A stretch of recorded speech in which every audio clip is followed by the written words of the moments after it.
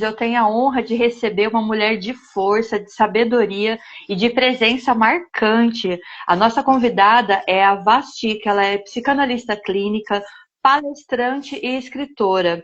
Uma voz potente no cuidado emocional, na luta antirracista e no empoderamento das mulheres. Maravilhosa. Ela é autora da obra Mulheres em Mudança, que a gente vai falar sobre essa obra, e também fugiu aqui. Pretas de Elite. Pretas de Elite, isso mesmo, vivendo a plenitude da negritude. Então, é isso, né? Vamos que vamos, porque o Conexão Roots está no ar pela JP Roots 67, o som da resistência. E bora, vamos que vamos? Bora lá. Vamos que vamos. Vasti, tenha a honra de se apresentar para a galera, por favor. Boa noite a todos. Gente, eu estou sem o livro aqui na minha mão, mas eu vou pegar ali para estar mostrando para vocês. Meu esposo tem como nós falamos, eu esqueci de pegar. Para mostrar para vocês. O outro também, o Mulheres em Mudança. Então, eu sou Vasti Maria dos Santos, né?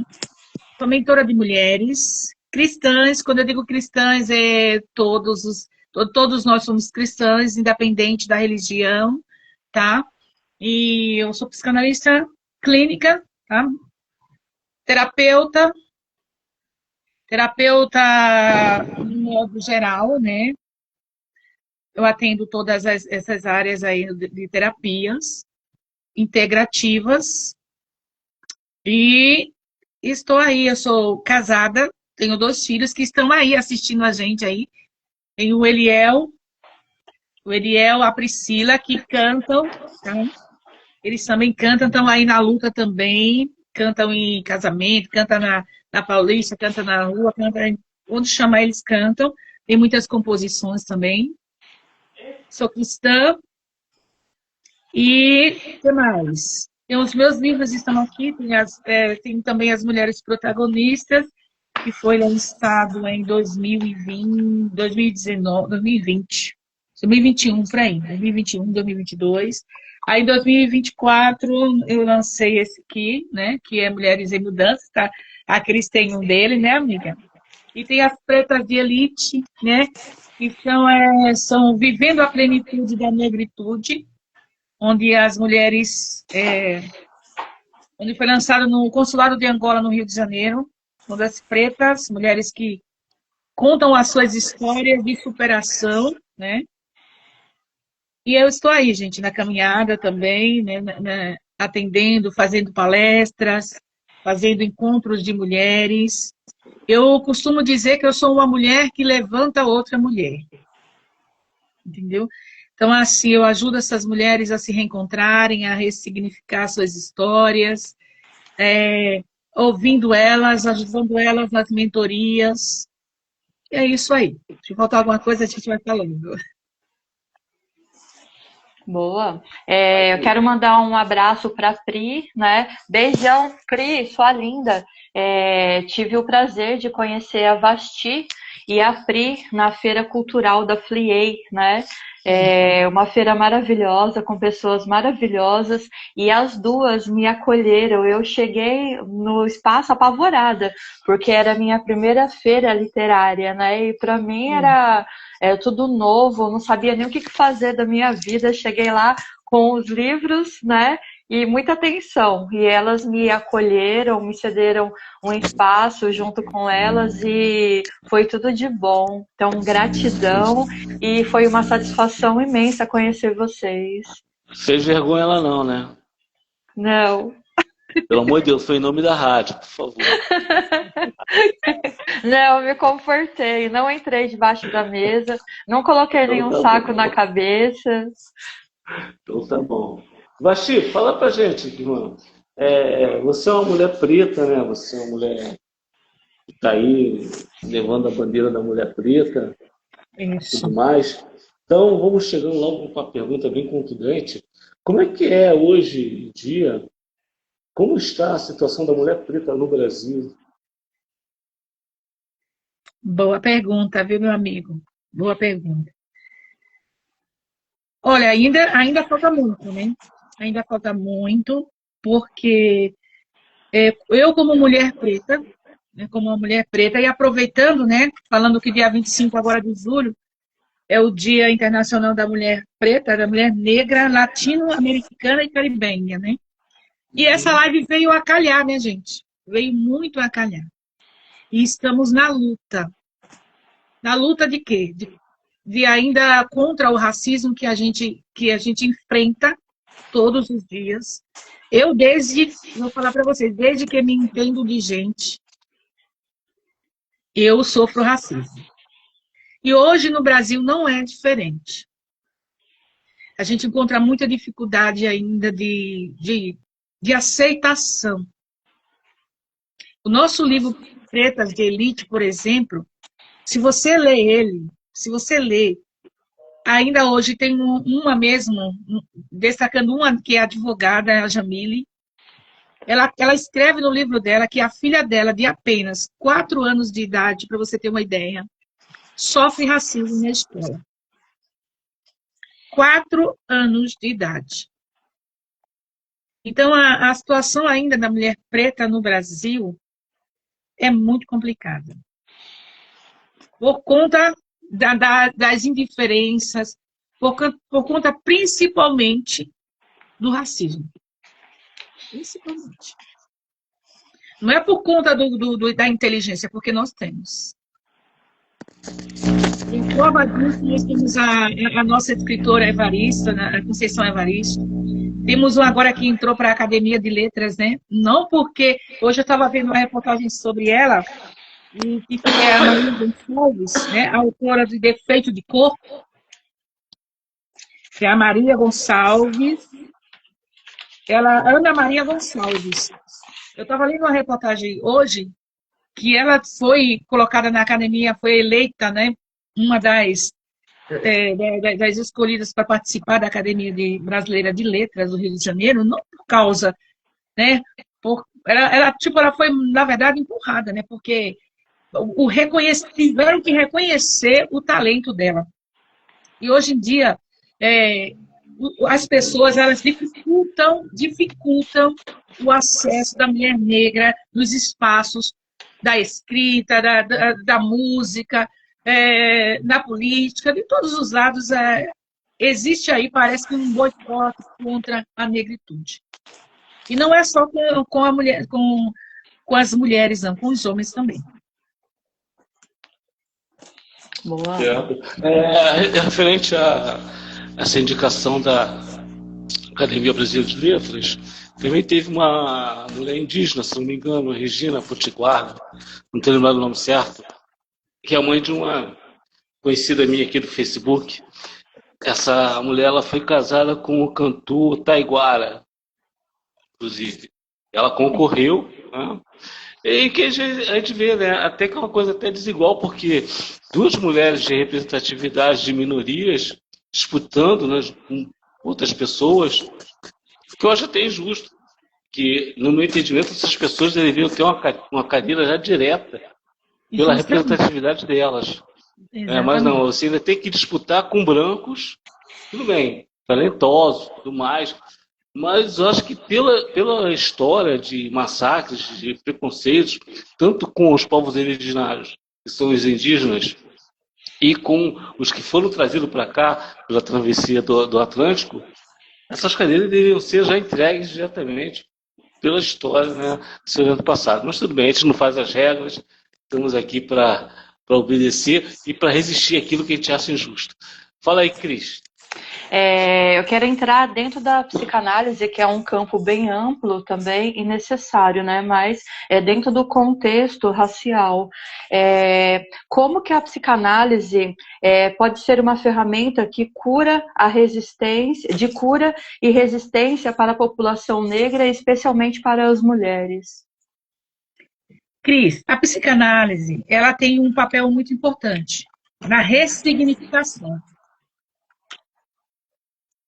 Porque não só com a mulher preta, com a mulher. Com a mulher. Porque, olha, a psicanálise ela não é para uma determinada raça, para uma determinada pessoas, ou grupo, Não tem isso. Ela abrange todos. E a psicanálise, ela tem esse papel de escuta, de ajudar você a ressignificar a situação que você está passando, as emoções, né, as críticas. Então, a psicanálise, ela está aí para isso, para acolher essas mulheres, independente da cor. E extremamente necessária, né? É. E a psicanálise ela é muito profunda, né? Ela é muito profunda. Então é sobre isso, né? Acolher. Acolher, fazê-la enxergar a sua importância, o seu valor. É importante isso. Você acredita que a psicanálise ela ainda é considerada de elite, ela é elitizada? E como que pode se tornar esse cuidado mental mais acessível para a população da periferia? E você acredita que eu estava fazendo um curso esses dias que fizeram essa pergunta para um professor importantíssimo, de uma escola renomada. Porque realmente o acesso ainda à psicanálise ela é muito restrita. Mas tem muitas escolas e muitas faculdades que ainda tem as pessoas que atendem, né? Tem que ver aonde, né? Agora, não precisamente, eu não sei te falar, mas existe sim, né? Mas ainda é muito pouco, né? É muito pouco divulgado, entendeu? Mas, assim, eu acredito que as pessoas que têm esse curso, que têm esse viés de atendimento, também pode dar um apoio, né? No meu caso, eu atendo pessoas também que, se não tenho o dinheiro para pagar, eu atendo, né? Eu dou essa força, eu dou essa abertura, principalmente as mulheres que eu tenho acesso, que têm essa necessidade, eu não tenho como pagar. Vamos fazer sessões. Eu marco as sessões com elas e atendo elas, independente se ela tiver o dinheiro ou não. Entendeu? Mas precisa mesmo ser divulgado aonde tem esses atendimentos. E é muito pouco ainda que existem esses atendimentos, assim, que as pessoas têm um acesso, que a pessoa que mesmo se não tem a condição de pagar, tem acesso para ter esse atendimento psicanalítico. Mas ainda rola um pouco de preconceito, né, da população, né? Porque antigamente a psicologia era considerado mais de elite, né? Todos os problemas mentais, né? Então só quem tinha era quem tinha privilégio econômico. E hoje a gente sabe que quando fala assim, você vai ter que passar por um acompanhamento psicológico, a pessoa já se altera toda, né? Ainda há esse preconceito, né? Existe muito. Para você ter uma ideia, eu sou cristã, né? Se você for falar de psicanálise, a pessoa não conhece, não tem muito conhecimento do que é a psicanálise. Aí já vai falar que é uma coisa que... não, porque já pensando, né, na pessoa que já foi o criador da psicanálise, né? Aí já vai já tem uma ideia de que, não, é uma coisa que vai te afastar de Deus. Espera aí. Não, isso não é para crente. Não, crente não precisa de terapia. Não, isso é negócio de louco. Não, entendeu? Tem tudo isso, mas que as próprias pessoas também, elas já julgam pelo que ouvem, não pelo que sabem. Não vai buscar o conhecimento. Porque o conhecimento, ele te liberta. O autoconhecimento, então, filha, te liberta muito mais. Mas as pessoas nem conhecem a profundidade do assunto, já de cara, já não quero não, para mim, a vida jamais, entendeu? Sobre isso.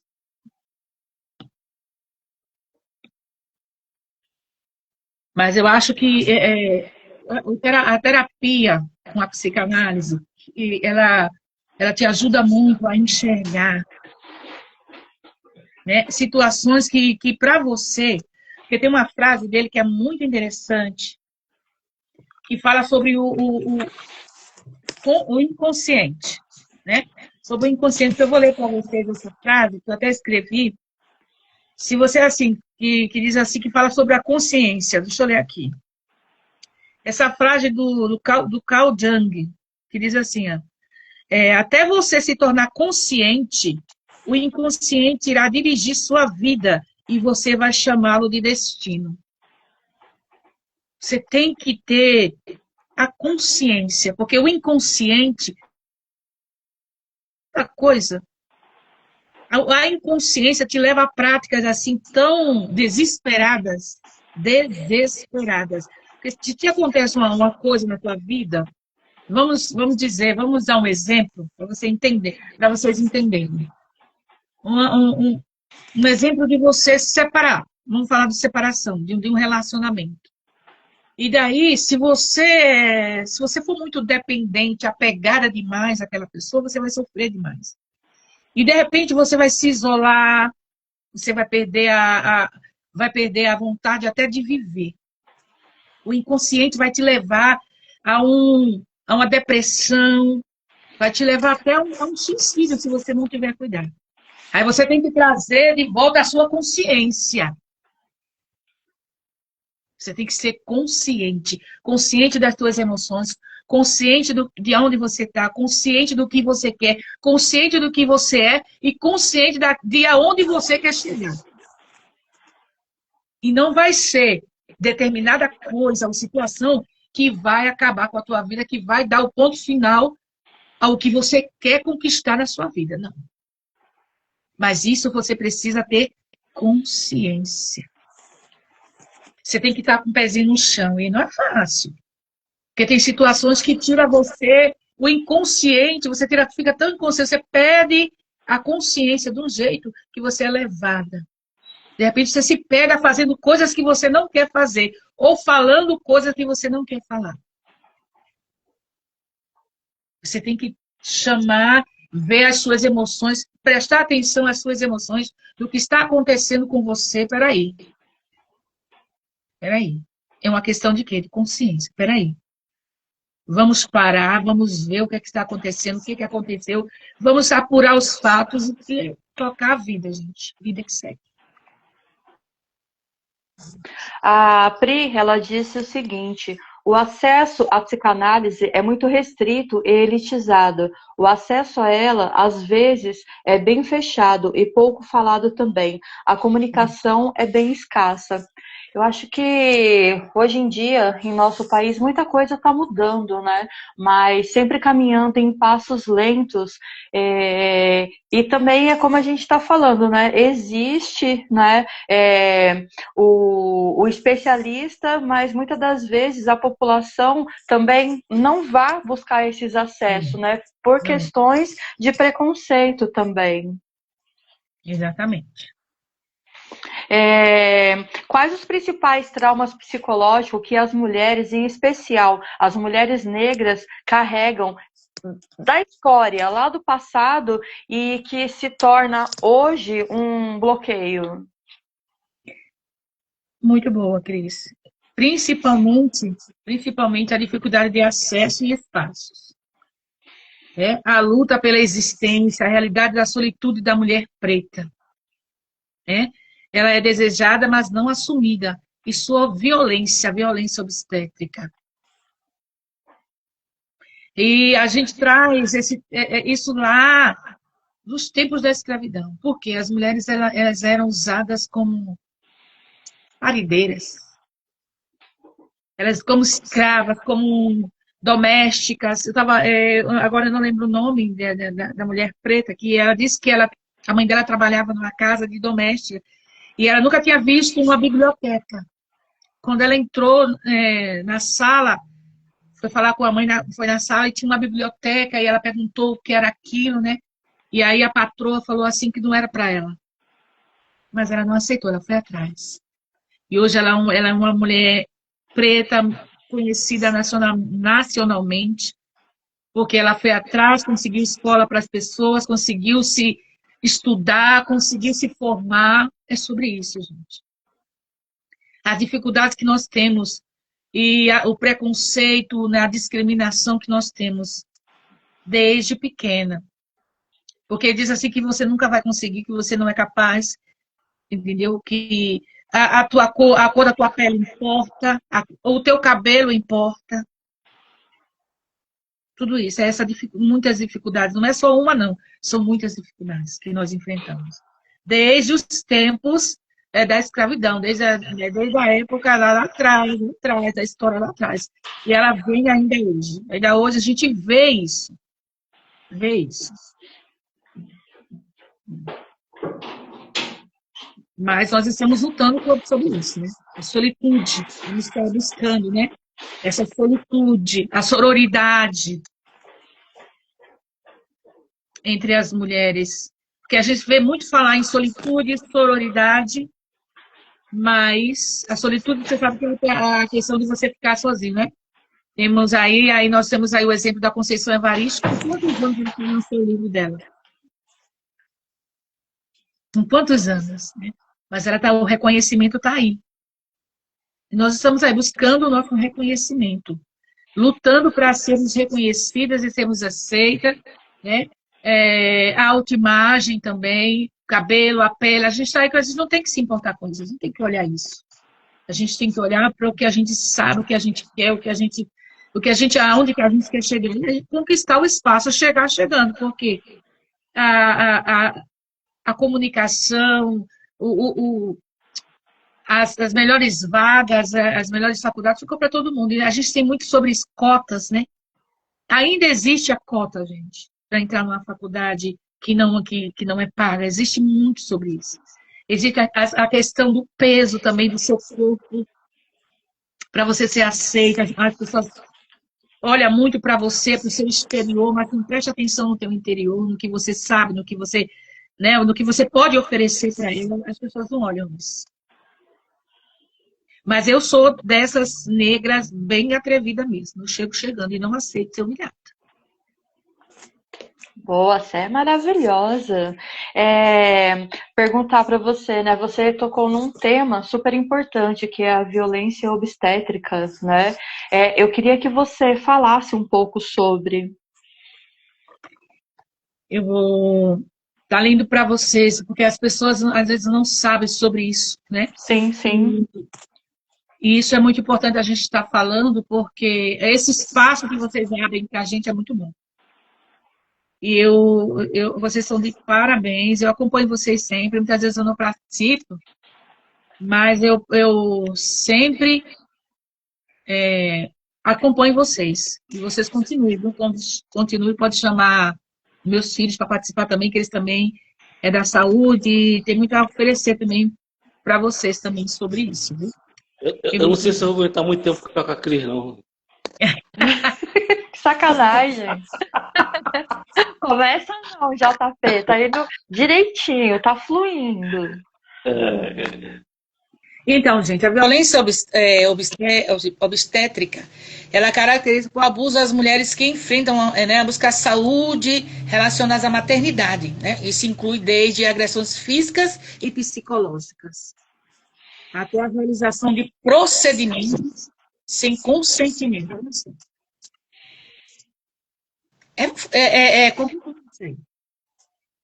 Ou informação adequada. Essa forma de violência pode transformar a experiência do parto em um momento traumático, tanto para a mãe quanto para o bebê. Ô, Vaxi, qual é a tua visão dentro do assunto da hipersexualização do homem e da mulher preta? Olha, eu não sou preconceituosa, tá? Eu procuro respeitar todo mundo, independente de ser preto ou não. Porque você tem direito de escolha. A Cris, não sei se a Cris sabe, mas poucas pessoas sabem também, né? Que eu tenho na minha família, eu tenho pessoas que têm suas opções. E quando você acredita, antes de você apontar o dedo para alguém, você tem 3 apontando para você. Então, a minha opinião é de aceitação. Aceitar, conviver e respeitar. Porque quem sou eu na fila do pão para criticar você ou quem quer que seja? E olha que eu também bato de frente quem fizer na minha frente fazer faltar com esse respeito. Não aceito. Não aceito. Sobre isso, né? Porque a gente vive num mundo onde as pessoas, meu filho colocou aqui hipersexualização. Isso. Foi sobre isso, hipersexualização. Sobre o desejo exacerbado, né? Assim, não é aquela questão que a pessoa fala, porque aquela preta é muito gostosa, é uma preta quente, aquele cara é negão, tem um membro avantajado. Essas coisas bem toscas que a gente ainda ouve, né, em certas rodas, infelizmente. Existe. Então, qual é a sua visão sobre isso? Assim, e se você, muitas das vezes, você percebe que o próprio preto ele se deixa também se levar por isso. O próprio preto, às vezes, principalmente algumas mulheres, elas se deixam também, se mostram, né? Se mostram demais. E a gente sabe que as pessoas, elas muitas das vezes não respeitam. E vai depender de você. Se você quer respeito, você tem que se dar o respeito. Boa. Temos milhares e milhares de perguntas para fazer para a Priscila está falando, né? aqui. A Priscila falou aqui, ela disse que eu vou ter que aturar sim. E leva para casa, irmã, tá com pena? Ele fala isso, mas a gente é parceria. Casca de bala. Antes de você ler essa parada aí, deixa eu fazer mais uma pergunta para a Baixi rapidinho. Baixi, você falou que é casada, né? Sim. Então, dentro dessa pergunta, tem a ver com o relacionamento de homem e mulher ou outros, né? Então, assim, você é casada com homem preto? Não. Certo. Então, você sofre alguns olhares, você percebe por parte do povo preto por causa disso? Já te chamaram de palmiteira alguma vez? Não. Eu não acho que pode ser também por causa do meu posicionamento, né? Uhum. Eu vou mostrar meu esposo. Vem aqui, amor. Vem aqui, por favor.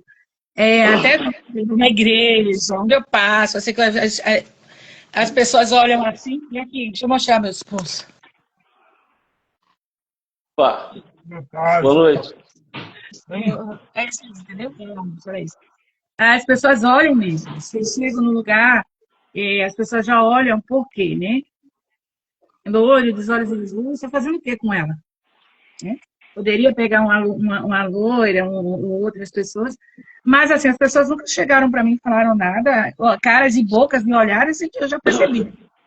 Uhum. Mas indiferente, para mim. Mas você consegue conviver bem com isso? Então, Sim. você não leva de boa? Sim. É porque existe uma ala muito radical, eu não quero julgar ninguém, e cada um pensa como quiser, está aqui para respeitar, desde que haja um respeito de mão dupla, né? Mas existe uma ala bem radical com referente ao relacionamento interracial, né? Então você sempre vê, como falei, o cara chama o parceiro de palmiteira, é o jogador preto que só casa com loura, é o homem, é o pagodeiro preto que só procura loura. Muitas vezes a minha mulher branca que se sente bem nos braços de um homem preto. Mas isso para a luta, você já que é uma mulher que se empenha tanto no combate ao racismo, como é que você acha que isso pode contribuir ou não contribuir para a luta antirracista? É uma questão de escolha, porque muitas das vezes, né, a gente, como mulher preta, eu não sou uma mulher preta que gosta de negão, né? Tem pessoas que gostam só de negão. Tem mulheres negras, de negrão, e tem mulheres também que são negras e só gostam de branco, né? Então, assim, eu acho que é uma questão de escolha, e eu estou do lado de quem é, assim, estou do lado delas. Se ela escolhe, ela que decide. Né? Porque eu também já tive relacionamento com pessoas da mesma cor, que não me assumiram, que não foram responsáveis comigo.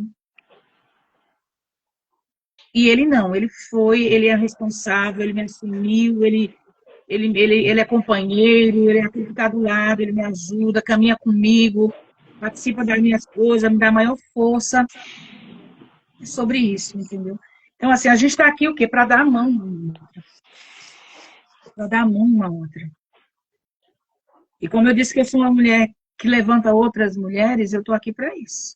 Não estou aqui para questionar se ela escolheu um branquinho, igual eu, que estou aqui com ele, ou um negão, né? Se ela decidir isso daí, aí ela tem que assumir. Estou aqui para lutar com o feminismo, né, da mulher e com a mulher. Estou aqui para lutar contra o racismo, seja ele de qual forma for, principalmente sobre a nossa cor. Tem um projeto do Paulinho, escritor o Paulinho aí, para você ter uma ideia. Eu vou levantar uma polêmica agora aqui com vocês. Nós estamos aí com um projeto, o Paulinho, o escritor, aí ele tem um projeto para trabalhar o racismo e o feminismo na escola, das EMEFs, escolas públicas do estado de São Paulo. E daí nós contactamos várias escolas para levar o assunto para dentro da escola. Diz para mim quantas escolas, quantas diretoras abriram para ele trabalhar esse assunto. Quase nenhuma. Sim. Quase nenhuma. E a importância de trabalhar isso dentro das escolas, levar, fazer palestras sobre isso. São poucas pessoas que se importam, que se interessam por esse assunto. É mais sobre respeito do que sobre padrões. É respeito, gente, é respeito. Respeito à sua cor, respeito ao seu cabelo, respeito à sua forma de viver, respeito às suas escolhas, respeito com o teu corpo, respeito com a tua vida. Respeito, assim, respeito. Não sei se respondi a sua questão, meu amigo, mas é sobre isso. Não, beleza, tá. Cris, vamos trabalhar um pouco, né? Vamos ler o recado do pessoal da sua namorezinha. Lê aí você. Ai, caramba, achei que tirar o óculos. Então. Bom, o Léo, né? Léo 7047 está dizendo o seguinte: respeitar, aí diz atração, desejo, padronização da sociedade. Deixa eu ver o que mais aqui. A hipersexualização e a forma que as pessoas olham pra gente como objeto de desejo. Mãe, tipo, Exato. Olha, tem um bundão. Exatamente, isso aí rola muito. Eu vejo que, porque ela não foi assumida por eles. Eita, alguém riu aqui de novo, a Priscila também riu. Nunca objeto de relacionamento. Vamos ver que a gente, objeto de desejo, sempre relacionado a esse tipo de padrão, né, cara? De que já está estruturado também no meio social. É que nossa hipersexualização do corpo negro, a pessoa falou que estava brincando, não sei por que foi, não foi nada também. Vou aguentar assim? Vou nada. Vou aguentar assim. Vou. Conceição Evaristo, pele, cabelo, e o acesso a isso ainda ser bem caro, bem Cris, é o que eu acho. Acesso deve ser à educação, né? Educação à psicanálise. A Pri falou, o acesso à psicanálise é muito restrito e elitizado. Como a maioria, né, vamos dizer assim, das boas profissões, né, daquelas pessoas rentáveis, né, direito, medicina e por aí vai, esses caminhos são fechados. Você citou, ainda temos cotas.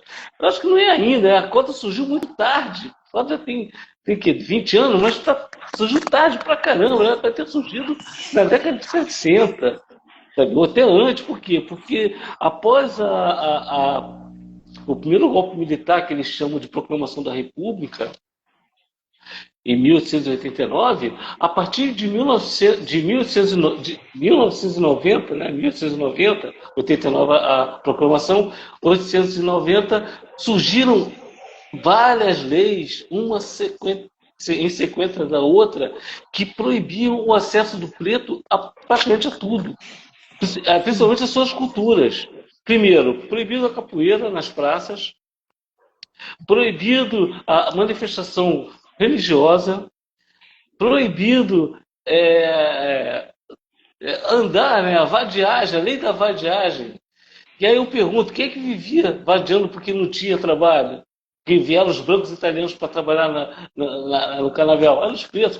E aí veio, proibido ter escola, proibido ser dono de terra, proibido votar, uma seção de leis, uma atrás da outra, para prejudicar o preto. Então, a questão das cotas, ela é necessária e eu sou muito favorável. Eu não me importo em fazer um concurso público e ter lá as opções, a sua cor, a sua etnia. Infelizmente ou felizmente, eu tenho a pele clara, eu não vou votar, eu não vou usar que eu sou preto com meu avô, ou com meu tataravô, ou que eu sou casado com mulher preta. Eu não vou usar esses argumentos. Eu tenho a pele clara, eu não vou usar, porque eu estaria agindo de má fé. Então, essas coisas são válidas sim.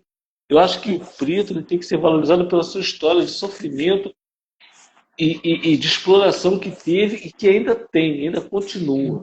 Nós não temos grandes nomes de pretos na atualidade em destaque. Temos um aqui, outro ali, mas que muitas das vezes acaba aderindo ao sistema, ao jogo do sistema, para permanecer. Também temos isso, infelizmente. Mas eu acho que a valorização dessas armas, né, da cota e de outras leis que estão para vir e por vir para ajudar a raça preta, elas são válidas e devem ser respeitadas sim. Não somente para os pretos, como também para os indígenas e para as minorias, né? Eu também acho. Agora, com relação ao feminismo, a única ressalva que eu tenho, tá?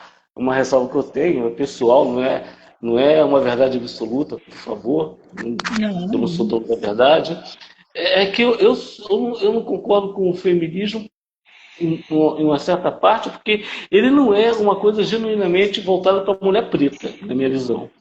Sim. O feminismo surgiu lá na década de 1800 e tal, as mulheres que queriam votar e não tinham direito, não tinham acesso.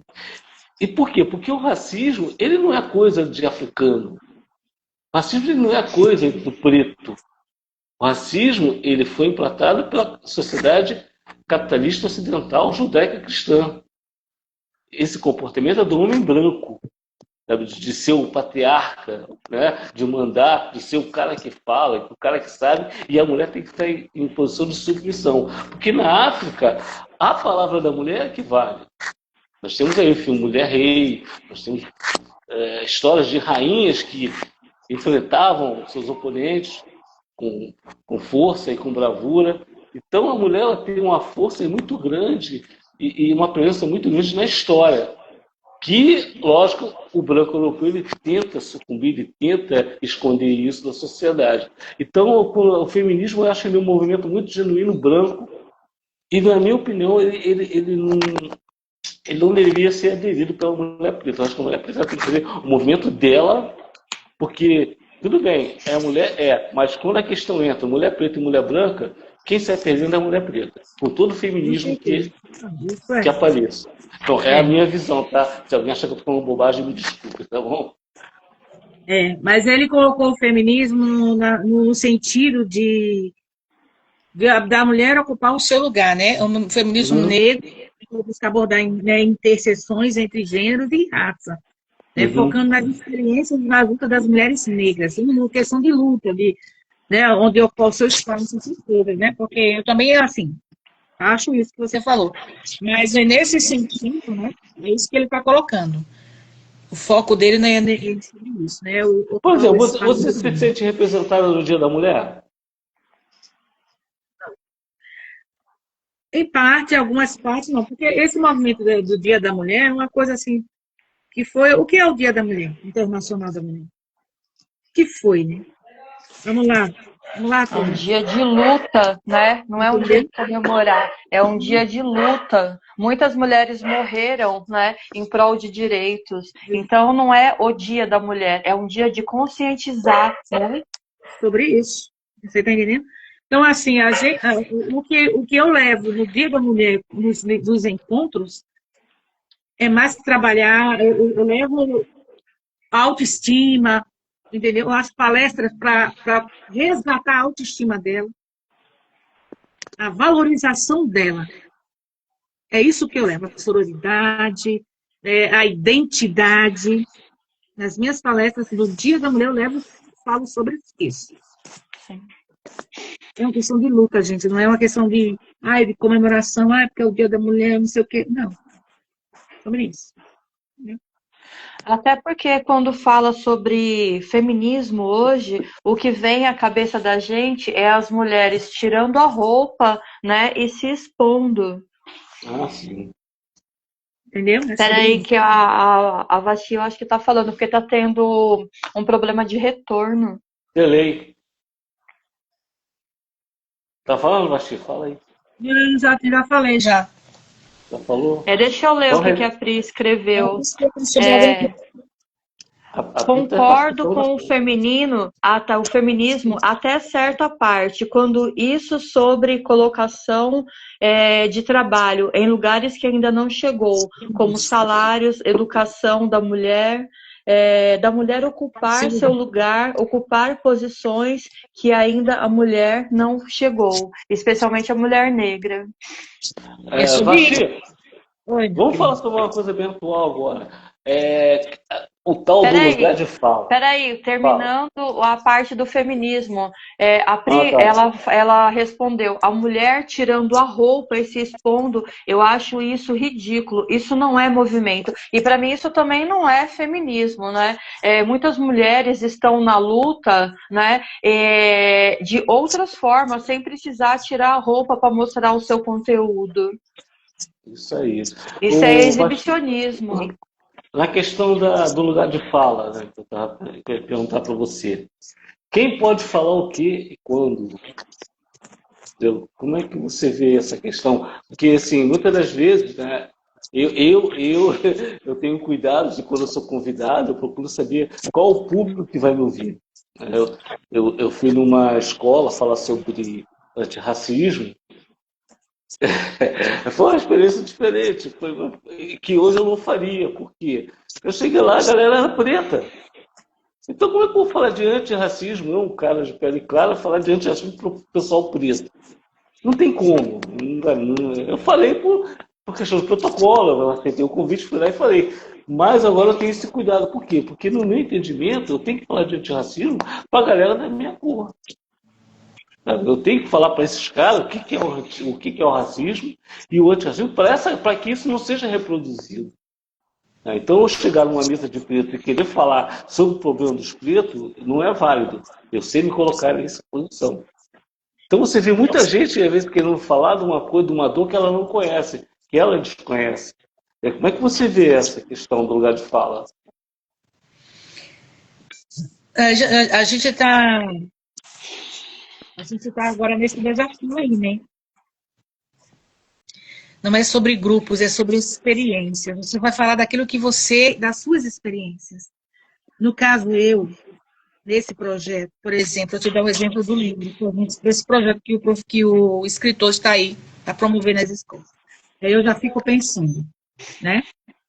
Você vai numa escola, você vai pegar uma porção de alunos de segundo grau, e daí você vai, tá ali, tá tudo misturado. Mas aqui fala de experiências vividas por mulheres vivas. Então, sim, como você falou, tem que ver o público. A gente vai palestrar. E daí aí você imagina que vai sair todo tipo de pergunta. Vai sair. É como você falou, você tem que ver o público que você vai falar. Você não vai chegar falando qualquer coisa. Tem que ponderar. Tem que ponderar. E você tem que falar daquilo que você sabe, das suas experiências. Não vai falar daquilo que você não sabe e você vai saber observar primeiro para falar. E isso eu acho que tem que ser em todo lugar, gente. Em todo lugar. Porque você não vai chegar a você vai chegar e já vai observar. De repente, você pode mudar toda a tua retórica. Se você foi com determinado para falar, mas aí você vai ter muito cuidado no que você vai falar. Tem que ter cuidado.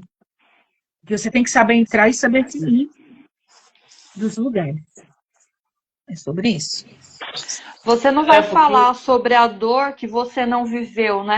Eu não posso chegar numa palestra falando sobre o racismo, falando de uma dor que eu não vivi, que eu não estava lá, uma luta que eu não estava lá. Eu posso fazer parte ali, mas apoiando essas lutas e não me sentindo a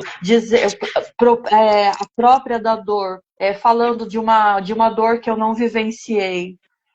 Exatamente. Porque a minha experiência, por exemplo, eu sou um cara que embora eu não gosto de dizer que eu sou branco, porque se eu for para os Estados Unidos, eu não vou ser tratado como branco. Se eu for para a Europa, eu não vou ser tratado como branco. Entendeu? Eu tenho essa consciência. Eu tenho uma pele clara. Então, o que acontece? Eu fui criado em comunidade, em favela. Como dizem em São Paulo, na quebrada. Mas eu não sou Pablo Marçal, não, cara. Nada a ver. Então, por ter criado em favela, em comunidades, eu vivi em dois mundos diferentes. Por quê? Porque minha mãe ela era empregada doméstica. Né? Então, ela trabalhava num bairro chamado Copacabana, aqui no Rio de Janeiro, que é um bairro nobre, um endereço nobre, um bairro de elite. E, um certo tempo, eu morei com minha mãe nesse bairro, que ela era empregada na casa lá dos patrões, e eles aceitaram que eu morasse, quando eu era pequeno, aceitaram que eu estava lá com ela, enquanto ela trabalhava. Então, eu vivi nesses dois mundos, né? Transidei, não como um ser humano preto, mas como uma criança pobre de comunidade. E o tratamento era distinto, porque quando eu vivi em Copacabana, eu era tratada como um pobrezinho, filho da empregada, aquela coisa toda, aqueles preconceitos sociais que todo pobre sofre. O pobre também sofre preconceito não equivalente ao tratamento que é dado ao preto, que é muito pior. Né? Ninguém vou nem discutir isso. Porém, quando eu ia para Cavalcante, que era o bairro do subúrbio da Zona Norte, e meus primos eram pretos, a minha madrinha era mulher preta, e eu era um pontinho, né, claro, naquele meio lá. Aí eu sofria, não o preconceito, não o racismo reverso, mas o preconceito social. Já chegou o riquinho de Copacabana, caraca, aonde eu sou rico. Mas eu sofri ali aquela pressão da galera. Hoje eu levo de boa, né? Quando eu era criança, que eu acho que é uma covardia você qualquer tipo de racismo, principalmente contra a criança, então, pô, é horrível. Nossa, é uma covardia terrível. Hoje eu sei relevar isso muito bem. Mas, por isso que eu falo a questão do lugar de fala, por esse problema, porque por mais que eu tivesse vivido com a galera preta dentro da favela, eu tenho o privilégio da minha pele. Eu não sou maluco, né? Qual o privilégio? Não é que eu sou rico. Meu privilégio é que se eu sair com um cara preto de madrugada, voltando do baile, irmão, quem vai levar a dura não vai ser eu. Com certeza vai ser o cara preto, que eu já passei por isso. A polícia parar e só deram geral no cara. Qual era a cor do cara? O cara era preto. Vai procurar um emprego. Por mais bem preparado que os dois estejam, a cor da pele vai influenciar. É uma realidade. Então, a questão do lugar de fala está dentro disso aí. Eu não tenho como chegar e querer falar para o preto como ele deve se comportar, o que ele deve fazer. Pô, igual esse Thiago Leifert fez uma live ridícula, né, criticando o Vini Júnior, porque o Vini Júnior foi receber o prêmio, porque o jornal praticou racismo. Ele falou, não, ele tinha que ir. Porra, maluco, o cara branco, que eu vou falar para o cara preto o que ele tem que fazer? Gente, o nível desses caras é absurdo. O nível sei lá, de amebice desses caras é absurdo. Porque eles querem dizer o que o cara tem que fazer. E não é por aí. Sabe? Quem sabe de si mesmo é você. Não é eu que tenho que ditar a regra como a pessoa tem que se comportar. Entendeu? E esse é o problema. Agora, você, por exemplo, você tem problemas em ser ouvida Principalmente, não, para a galera da tua raça, a galera, ela te ouve, ela aceita a tua ideia? Olha, eu trabalhei numa unidade básica de saúde, sou da área da saúde. Vou te responder com um exemplo. E aí eu entrei nessa unidade básica de saúde, aqui é a unidade básica de saúde UBS. Tinha determinados espaços que elas não me colocavam para atender o público. E elas me colocaram em várias situações para comprovar a minha experiência. Por quê? Por causa da cor. E aí, quando elas viam que eu sabia fazer determinados procedimentos, elas me deixavam em paz. É sempre aquela questão de provar a tua capacidade.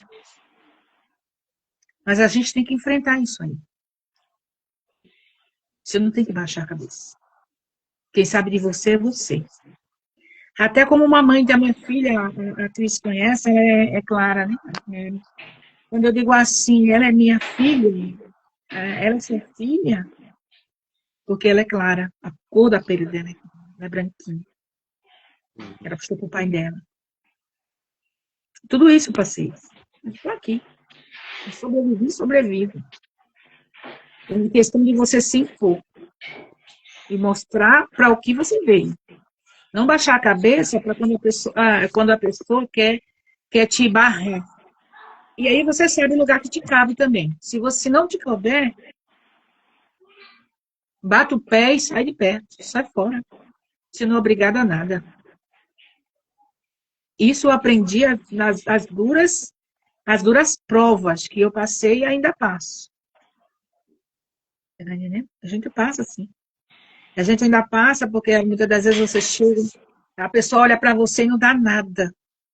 Não dá nada. Para palestrar. Porque as pessoas acham que você não sabe, né? Que você não tem capacidade para estar ali naquela posição. Entendeu? Só isso. Você ouve ainda hoje, né, pessoas dizendo que não pega avião pilotado por um piloto preto, você não aceita ser operado por um cirurgião, se esse cirurgião for um médico preto, você ainda ouve esse tipo de atrocidade. Se for preto, não tem passar. Se o médico é preto, não tem passar. Porque acha que ele não é capaz. Não, e tem às vezes partindo do próprio pobre, né? Eu já fiz uma live com um médico preto, aí ele falou que o cara ele tá dentro da sala, sentado na mesa, aí o cara olhou para ele, você é o médico? Pô, o cara tá de jaleco sentado na mesa. Não, o cara é o faxineiro. Entendeu? Aí o pobre povo também tem, porque isso está implantado na cabeça da população. Isso foi trabalhado. Quando se fala em racismo estrutural, é exatamente isso. Foi trabalhado na cabeça. Exatamente sobre isso, infelizmente. E aí isso a gente quer levar, né, para as escolas. Porque, infelizmente, eu não lembro da minha escola, quando eu estudei, as pessoas falarem, trabalhar esse conteúdo, esse assunto, né? E hoje está tão escancarado que é necessário você falar a importância do respeito, a importância do que é, do que não é, do que pode, do que não pode. Mesmo que em casa, às vezes o pai e a mãe, ela é extremamente racista. E já passa isso pro filho. Já passa isso pro filho. Entendeu? Vamos lá pro recado, Cris? Vamos. Então tá lá, o Leão falou a Pri tá... Cadê? Então vai lá, pode ir. Vou aqui para os mais últimos, né, para dar tempo de colocar as outras questões, tá? A Pri diz o seguinte, tipo, eu e meu irmão, o povo fica perguntando, vocês são irmãos, mesmo porque ele é negro e eu sou branca. Às vezes as pessoas acham que somos marido e mulher por conta dele ser negro. Uhum. Aqui eu tenho uma interessante aqui, que o Leão falou, quem vê, ter lugar de fala é sobre sentir, não sobre grupos. Aí depois diz, a experiência domínio sobre o assunto. Aí vem a consciência de classe, né? Tudo não falando. A Priscila falou, a gente sofre preconceito de tanta coisa, de ser favelado, negro, pelo bairro, zona onde você mora, sofre preconceito até para procurar emprego na educação, quem está mais preparado ou não. Aí o Leão mandou uma frase que, caraca, eu olhei, bati o olho, e é isso aí.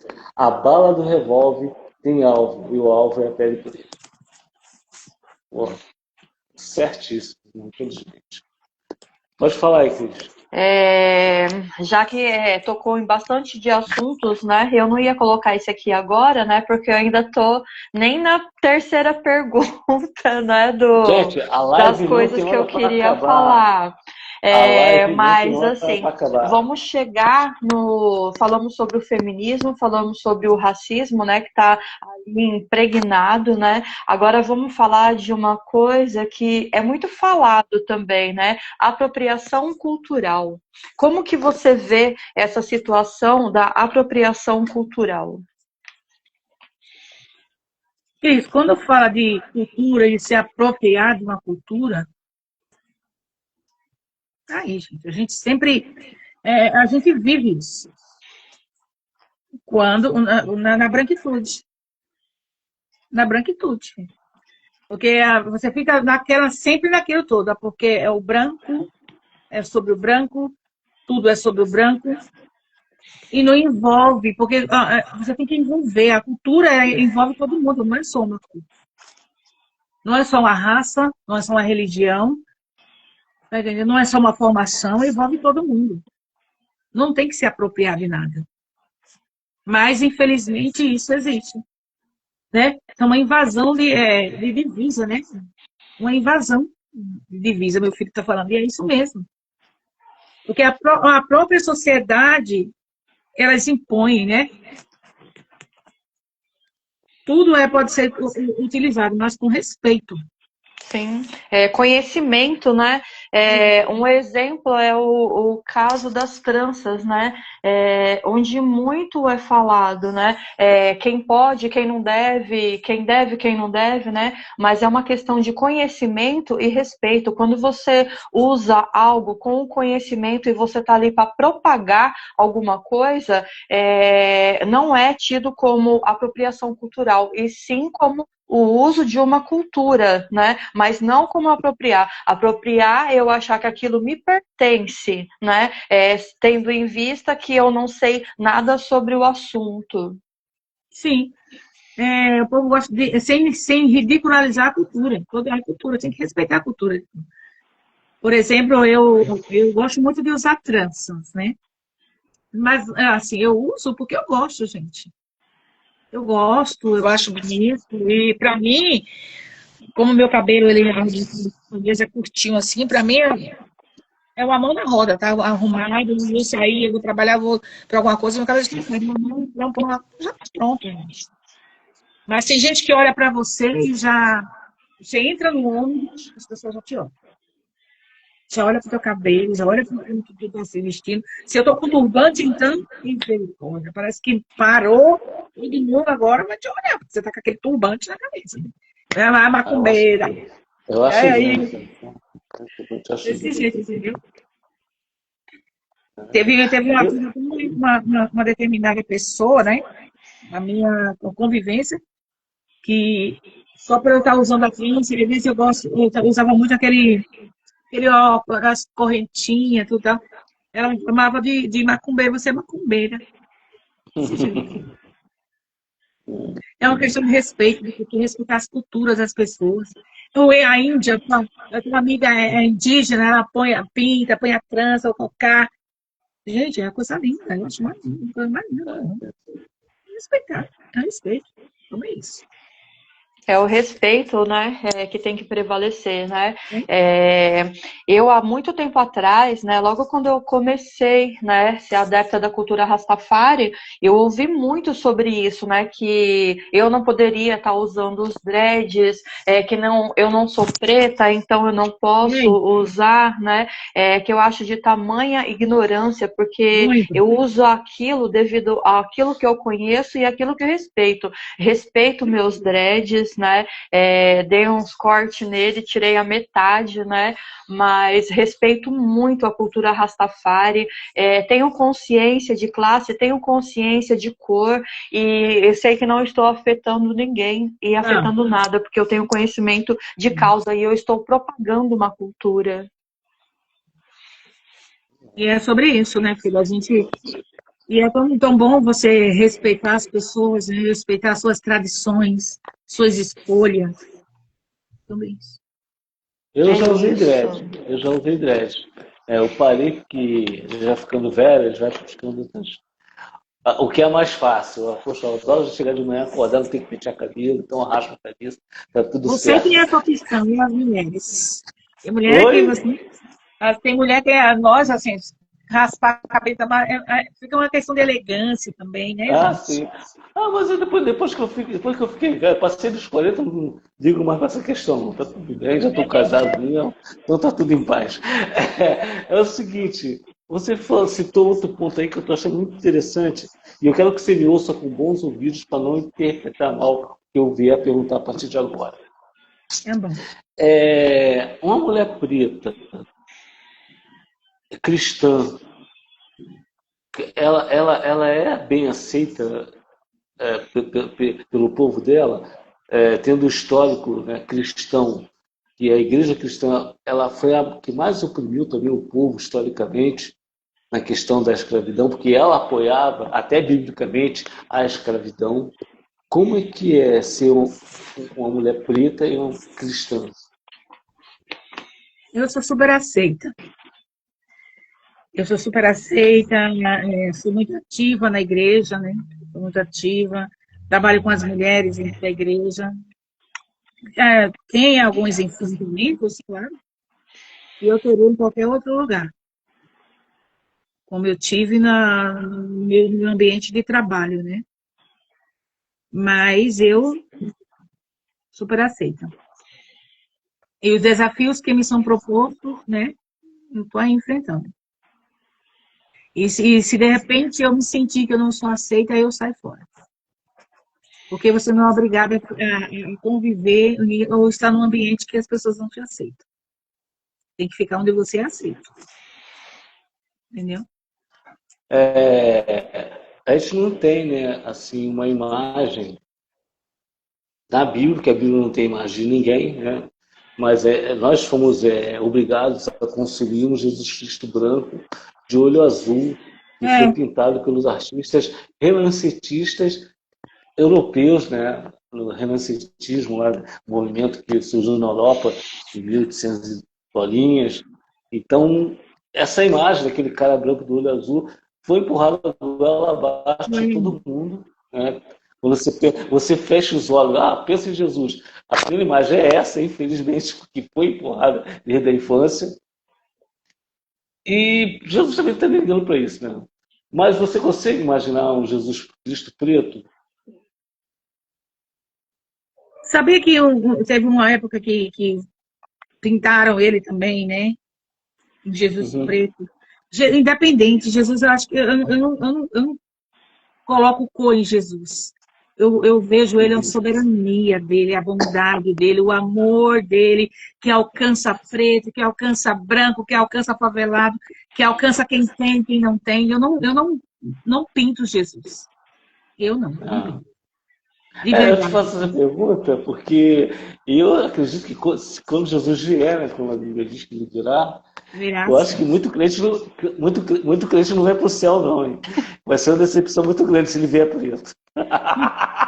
Se ele se vestir em nome de Jesus de cor, ai, querido, aí é problema dele. Aí é assunto dele com o mestre.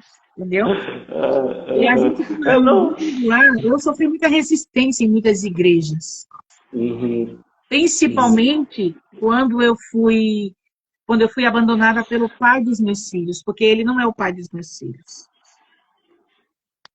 Porque existe muita resistência ainda na igreja quando você não tem um marido. Existe muita essa resistência, sabe, de acolher essa mulher. Tem um enfrentamento muito grande quanto a isso, ser casada e não ser casada. Porque as mulheres ficam com ciúme dos maridos, aquela coisa, tudo mais, né? Eu assim, tenho muita resistência com muitas coisas, não só pela cor, é pela questão de não ser casada, não ter um marido, como se, né, É, isso fosse, se resumisse a tudo, não, né? eu sou filho de mãe solo, assim, bem que você está falando. Entendeu? E compreendo a sua dor. Eu vi que Eu minha mãe passei, meus sofria. filhos passaram, não está escrito, entendeu? Essa questão de rejeição, né? De ser rejeitada, de você não vai participar disso aqui porque você não é casada. Pois. É terrível isso. É? Essa minha pergunta, essa minha questão, está muito voltada pela questão geográfica, né? E É. se você pegar a Palestina, né, aqueles lados onde Jesus nasceu, viveu e andou, não era um país de pessoas brancas do olho azul, como Hollywood trata. Porque Hollywood bota até os faraós brancos do olho azul. E a gente sabe que o nome do Egito não era Egito, era Kemet, né, que era um país africano, como o Egito é africano, e as pessoas lá, no mínimo, eram a pele parda. Né? Mas Sim, historicamente sabe-se que era um país de pessoas pretas, como na Judéia e na Palestina também não tinha louro do olho azul, mas essa insistência de apresentar o homem branco como superior, né, como o Deus, como o poderoso, e sempre inferiorizar a figura da pessoa preta, que pelo menos a mim me incomoda, né, usando a história. Muito ruim isso. Por isso que eu fiz essa é. pergunta para você, tá? Não foi uma Não, questão de não estou entendendo, provar que é a sua isso. Estou fé, amando, tá? estou Peço amando, desculpa. estou Bom, a amando. princípio diz o seguinte: não julgo ninguém, a pessoa segue o que quer seguir e a religião que quiser. Exatamente. Sente confortável, a religião te conecta com Deus. É essa questão também da religião. Eu não quero falar diretamente da religião, mas as pessoas, né, tendem sempre a querer dizer que a religião da pessoa preta deveria ser a religião de matriz africana. É, É, Umbanda. Se bem que a Umbanda também foi criada para agradar os brancos, tá? Mas isso é uma outra história que a gente não vai falar aqui. E sim, o candomblé é uma religião autêntica da matriz africana. E na própria África, hoje você tem um movimento muito grande de pessoas evangélicas. Eu já entrevistei um pastor evangélico, né, de Angola, e está crescendo esse segmento. E a minha questão nessa questão da religião é assim, quando você se depara com essa parte da história em que a igreja ela apoiava a escravidão, isso não incomoda? não, não incomoda, não. Eu nunca, assim, nunca fui a fundo nesse assunto, né? E procuro, assim, não misturar muitas coisas, sabe? Porque senão, se você for relacionar as coisas muitas outras, você não está, você fica apegado a isso, essas histórias. Eu prefiro renovar minha mente. Boa. Todos os dias, todos os dias, todos os dias. Beleza, beleza. Vai aí, Cris, pode falar. Agora voltando, né, na parte, né, da psicanálise, né? Bora voltar. Né, Cris? E aí, é, como que nossa, eu tava me perdi agora. Em uma Pergunta que eu acho. sociedade que muitas vezes vê a mulher preta, né, com desafeto, como promover o autoconhecimento e a autoestima? Sim. Você vai promover, Cris, o autoconhecimento e a autoestima dessas mulheres. Primeiro, você vai ter que ouvir essas mulheres. É uma questão de acolhimento. Acolhimento. E para isso, tem que ter um momento com elas, para ouvir e para trabalhar com elas o autoconhecimento e a autoestima. Porque não tem como você trabalhar o autoconhecimento e a autoestima dessas mulheres sem você sentar com essas mulheres e ouvir qual é a necessidade, o que causou ela se deixar levar, se deixar de se cuidar, de se amar. Tem tudo isso, né? Tem que trazer essas mulheres para você. Tem que trazer.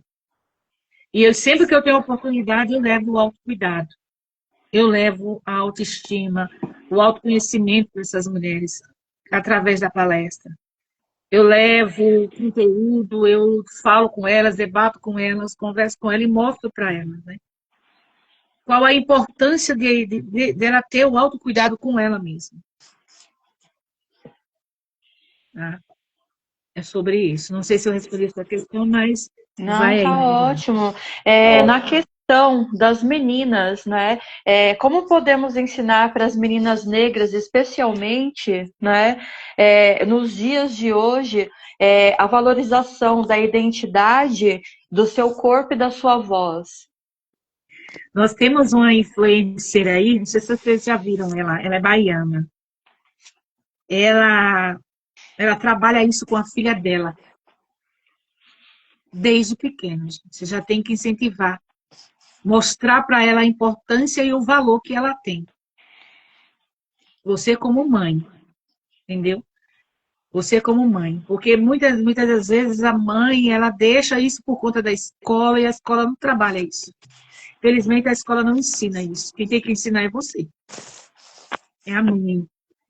E aonde ela vai, o que ela veste, ela viaja, ela leva a filha dela, porque ela mostra para a filha dela que ela pode. E ela tem que estar onde ela estiver, e ela pode ser o que ela quiser. E eu falo isso para minha filha. Porque a minha filha, mesmo tendo a pele branca, né? Ainda hoje eu falo para ela. Que ela, às vezes ela acha que ela não é bonita, que ela não é... Não, você é linda. Você é linda.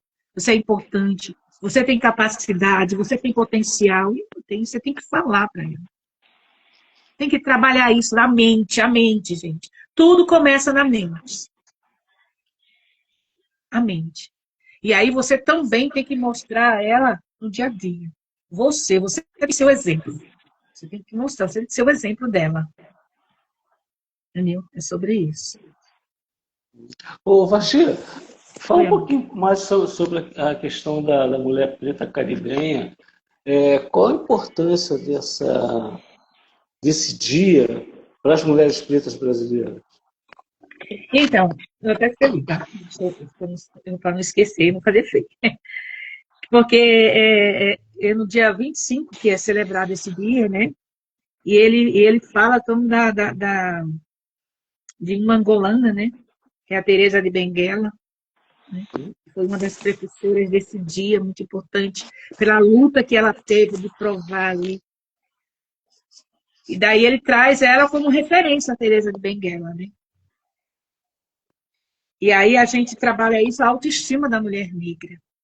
A importância que ela tem no meio da sociedade.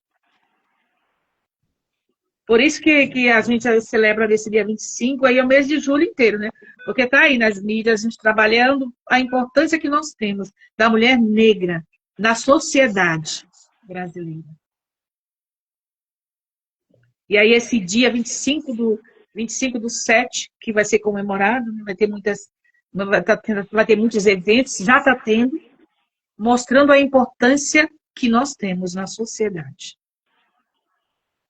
É sobre isso. É da mulher latino-americana, né?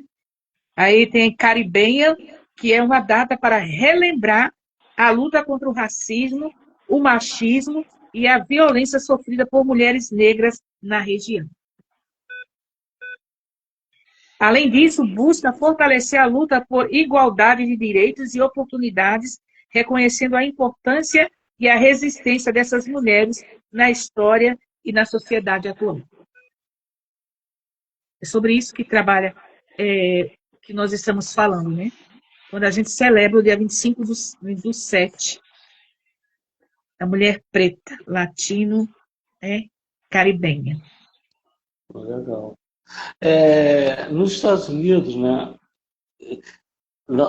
Assim, falando da galera de lá, que tem um contexto diferente do preto brasileiro, eles não discutem mais o colorismo. né? Hum. Aqui no Brasil ainda se fala muito sobre isso, né? Ah, que eu sou mais preto que você, que eu sou mais... Você é preto, mas é preto... Você não citou, na sua filha tem a pele clara. Por que que no Brasil ainda se discute o colorismo? Olha, eu acredito que seja uma questão como você falou, de uma tradição, de trazer isso até hoje. Deles manterem essa tradição de estar fazendo essa comparação. Eu creio que é sobre isso, deles manterem essa tradição, que eu acho que também deve ser respeitado. Se eles, né, trazem essa tradição com eles, a gente tem que respeitar. Mas eu não levo muito em conta isso aí, não, tá? Para ser bem sincera para você, o colorismo, quanto a isso, eu não levo em conta, não. Não. Eu levo Porque... em conta o respeito mesmo. Eu levo em Ah, conta o respeito. porque tem uma cena do filme do Malcolm X, O Hum. Grito de Liberdade, o primeiro julgamento dele, aí o juiz branco, claro, né? Aí fala para ele: vocês se dizem negros, se chamam negros, se denominam negros, mas vocês são marrons. Aí o Malcolm X falou para o juiz: vocês se dizem brancos, se denominam brancos, mas vocês são rosas. Não Então, tem quer dizer aquela que na questão também de verdade, preta retinta? Já viu falar, né? Eu sou preta oi, retinta. isso. É a Eu questão do sou preta colorismo, né? retinta. Gente, É exatamente isso. Entendeu? gente, E, para e, mim e é nos Estados preto Unidos preto. não se discute mais isso. Não, Os preto é preto pretos, para mim. exatamente, superaram esse tipo de discussão, que muitas das vezes acho que mais divide do que agrega qualquer coisa, né, na causa. Pelo amor de Deus, gente, eu não estou querendo meter no assunto, não. Tá? Só uma Não, visão que eu não. tenho. Ninguém, acho que veio falar, esse branco está falando aí.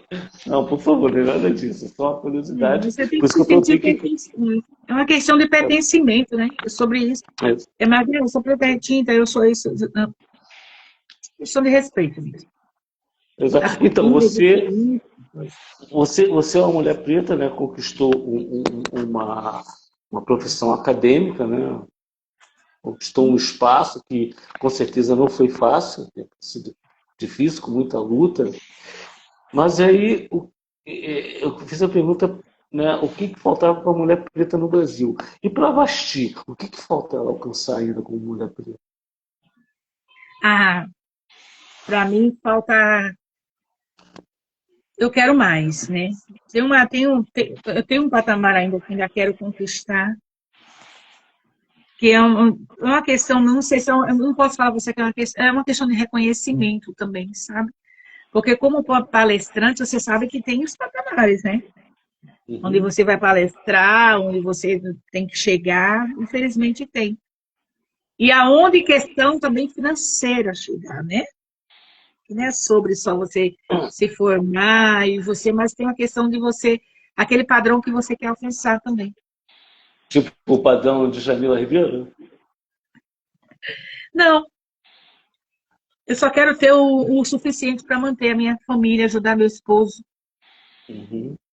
e ajudar meus filhos a conquistar o que Não, eles querem. mas quando eu falo padrão de Jamila, eu não falo nem na questão financeira, eu falo questão do reconhecimento, como ela é vista hoje, né? Ela hoje é muito respeitada. Né?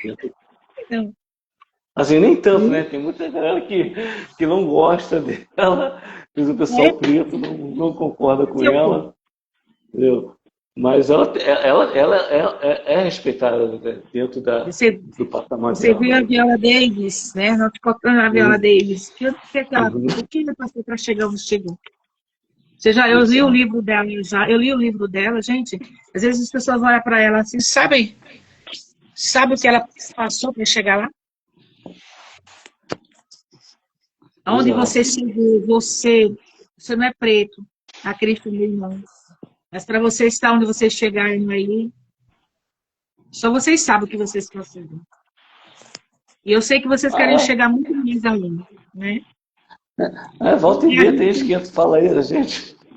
Volta e meia tem gente que critica a gente. eu quero, como mulher preta, eu só quero respeito. Só quero respeito. Eu não quero passar por cima de ninguém, eu não quero pisar em cima de ninguém, né? Roubar o espaço de ninguém, como muitos fazem, né? Mas se eu chegar a levantar 10 mulheres, ajudar elas a se levantar e saírem do lugar de procrastinação, chegar a levantar ela, tirar ela do lugar de abandono, para mim já valeu a pena. Para mim já valeu a pena. Você pode falar um pouco da violência policial? Como você vê?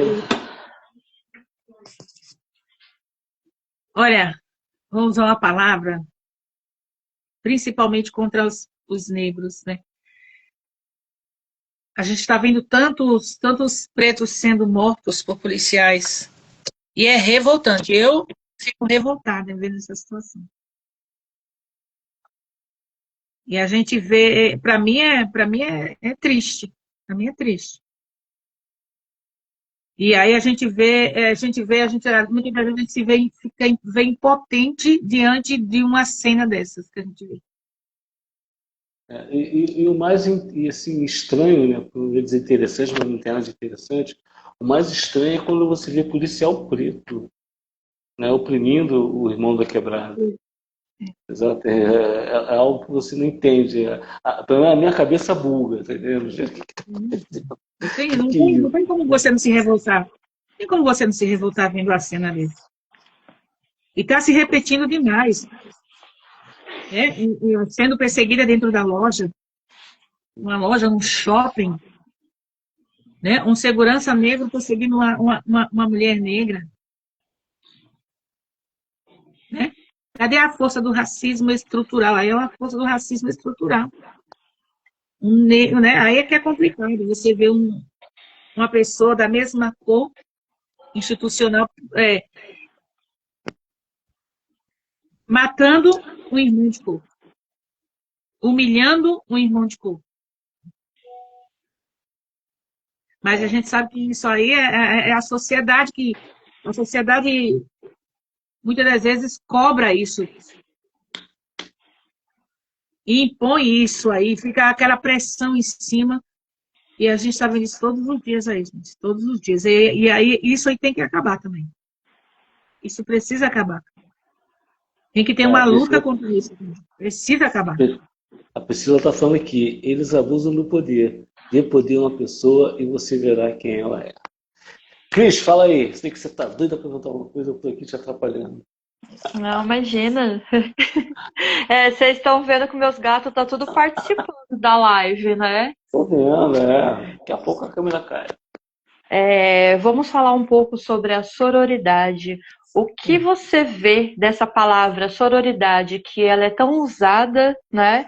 É uma palavra bonita, tão falada, mas pouco usada, né? Pouco vivida, né, Cris? Na verdade, a realidade é vivida, né? Você sabe que a sororidade é a união entre mulheres e o que a gente vê de mulher querendo puxar o tapete da outra, passando por cima da outra, igual para poder, muitas das vezes, para atingir um patamar, ela passa por cima de você e está nem aí, que a sororidade não existe. Não existe a sororidade. É uma palavra tão bonita, mas não é vivida. Não é vivida. É uma realidade. Para você, Vasti, como construir redes de apoios reais entre mulheres, principalmente as que enfrentam a solidão da maternidade, da luta social e da exclusão? Olha, Cris, eu acredito que tem que haver uma comunidade, é bom levantar comunidades. A minha ideia, o pensamento, o meu coração arde, queima, porque tem que ter apoio, tem que ter um apoio. Como é esse apoio? Criar uma rede de apoio para essas mulheres, principalmente na comunidade em que elas vivem. Na igreja, ter o apoio da igreja, ter o apoio de ONG. Aí sim, aí eu digo que tem sororidade nessa hora. Quando você vê uma mulher sendo abandonada, precisando de... Tem um monte de filho e não tem onde deixar. Aí você cria uma rede de mulheres e diz assim, não, vai trabalhar que eu cuido dos teus filhos. Aí eu digo que existe a sororidade. Aí eu digo que existe uma rede de apoio. E eu tenho muita vontade de de criar um projeto assim, para ajudar essas pessoas. Assim. Eu acho que é só assim, eu digo que a mulherada se ajuda. É você ver a mulher passando a necessidade, ou correndo risco de vida, e você ajudar ela a sair daquela situação. Ou ver ela numa depressão, numa depressão e você ajudar ela a sair daquele estado depressivo e mostrar para ela o verdadeiro valor que ela tem, né? Uma rede de escuta, de acolhimento. Mas aí isso precisa de muitas mãos dadas para que a coisa funcione. É o que falta muito hoje, essas mãos dadas, né?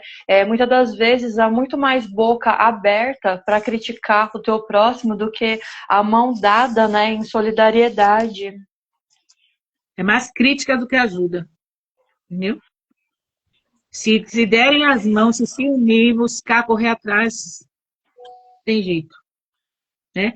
Ações sociais, ações assistenciais, porque você vê aí, tem uma vereadora que ela está ajudando ela, né? Aqueles que tem que na comunidade, tipo aqui na minha comunidade, tem um lugar para apoiar as mulheres do lugar. Cada lugar tem um lugar para apoiar essas mulheres. E essas redes de apoio é extremamente necessária. Precisa um levantamento de alguém se levantar e dizer assim, olha, vamos fazer e vai dar certo. Sim, sim. E muitas das vezes, né, você entra dentro dessa luta, muitos te acompanham, só que na metade do percurso você olha para trás e você está sozinho. Eu montei um projeto aqui sobre isso. Depois eu vou te mandar a cópia, pra você ver o que eu fiz. Aí entrou comigo a psicóloga, né? Aí a gente ia montar esse grupo para fazer os encontros em grupo, um grupo de apoio para mulheres, né? E de escuta, de acolhimento, para ajudar essas mulheres a ver a necessidade de repente, trazer um curso para elas, para aquelas que não podem pagar, né? Que não podem pagar para elas fazerem um curso, e de repente dali tirar o seu sustento para ela mesmo, uma mulher solo, que foi abandonada, que está sozinha, que não tem um marido, que tem os filhos, que não pode trabalhar fora. Mas aí depois, cadê essas mulheres? Cadê? Sobre isso. Sozinho não, minha amiga. Ninguém faz nada sozinho. Então, já puxando esse gancho, ninguém faz nada sozinho. O que você acha nesses momentos de divisão que a gente vive, né, de esquerda e direita no país, aí já entrando no campo político partidário, como é que tem sido isso dentro desse campo político partidário, sobre a mulher preta, sobre essas questões que você levantou aí? Você acha que a direita está disposta a ajudar, ou a esquerda, ou nenhuma das duas só querem voto? Como é que você vê? Nem direita nem esquerda, filho. Para mim, direita nem esquerda só olha para o próprio umbigo. Você que tem que fazer a sua parte. Você não tem que esperar de esquerda nem de direita. Você mesmo tem que fazer a sua parte, ver o que você pode contribuir, porque se você for esperar pela esquerda e pela direita, independente. Se for para ajudar, para apoiar, você não tem nem que olhar. Porque nessa hora não tem partido. Nessa hora tem ajuda, nessa hora tem um olhar, nessa hora tem um acolhimento, nessa hora você não tem que discutir política nesse momento. Você tem que acolher, é hora de acolher. Se é a esquerda, se é a direita, mas se vem ajuda, você tem que ficar ali, ó, filho. Você não pode defender partido nesse momento, nem esquerda nem direita. Você tem que prestar atenção naquilo no teu foco, que é a ajuda para essas mulheres. Eu não sou de esquerda nem de direita. Eu não tô aí, eu não tô nem aí para esquerda para direita. Eu quero ser Mas do essa luta, ela já foi ou está sendo sequestrada pelo partidarismo? Olha, o que eu posso te falar, filho, que com certeza eu nem sei muito nesse assunto, porque nesse assunto eu procuro não me envolver muito, tá? Mas eu acredito, Fê, que tem muitas pessoas, elas escolhem muitas coisas erradas. Porque, às vezes você tem que, não sabe, as pessoas não sabem mesmo o que escolher. O que escolher. Aí fica nesse meio termo. Aí fica nessa briga aí.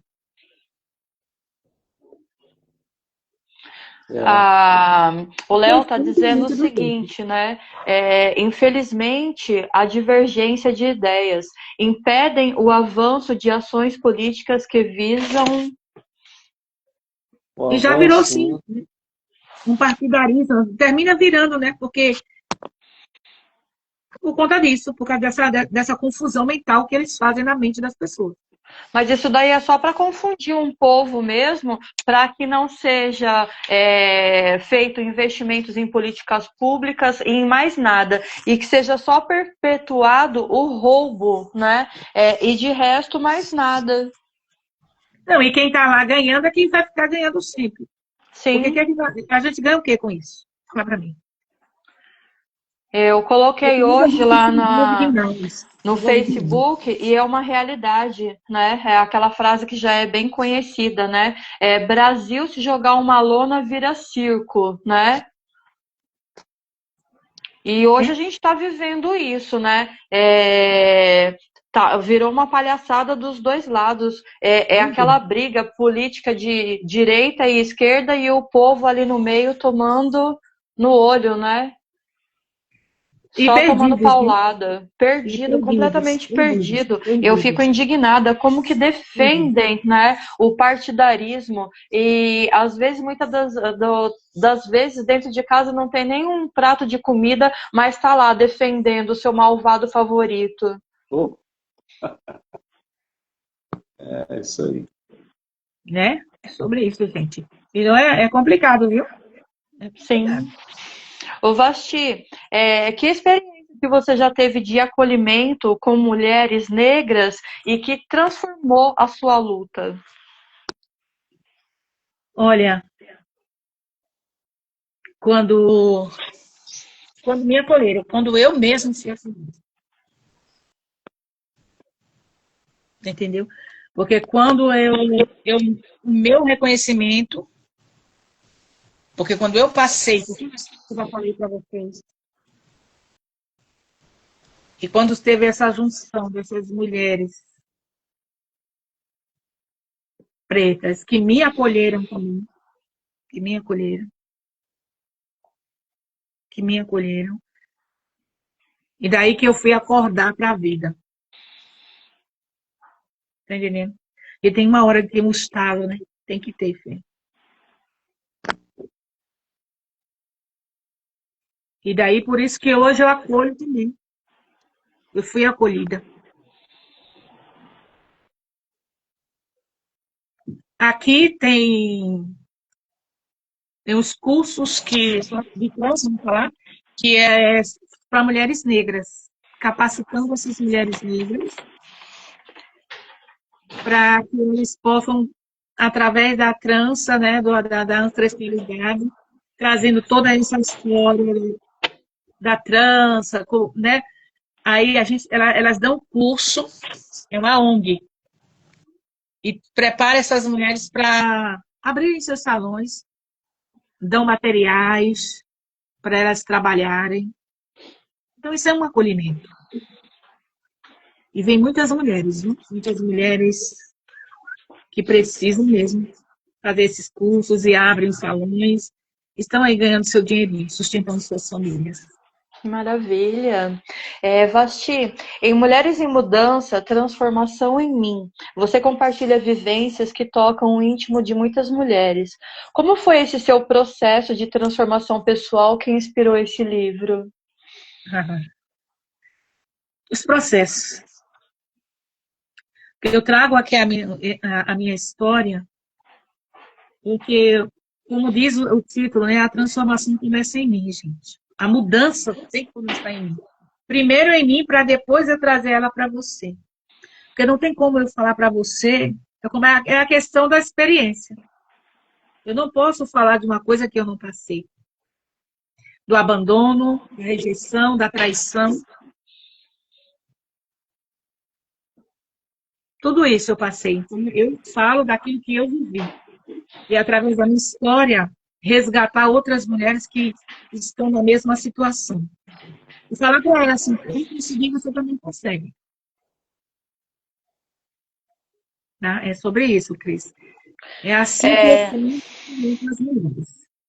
E que tipo de mudança você acredita que seja mais urgente hoje para as mulheres? A interna ou a externa? E como equilibrar essas transformações? A interna.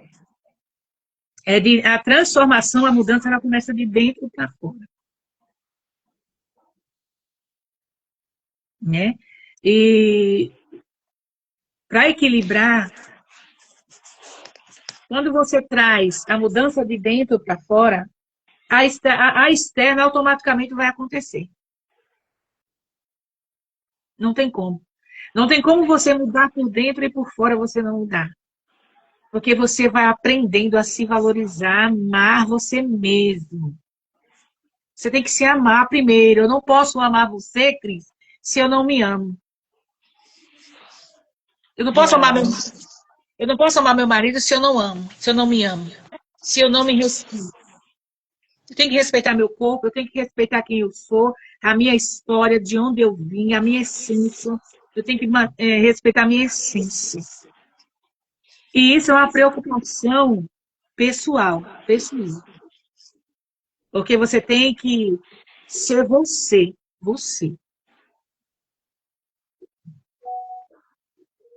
É sobre isso. Né? Boa.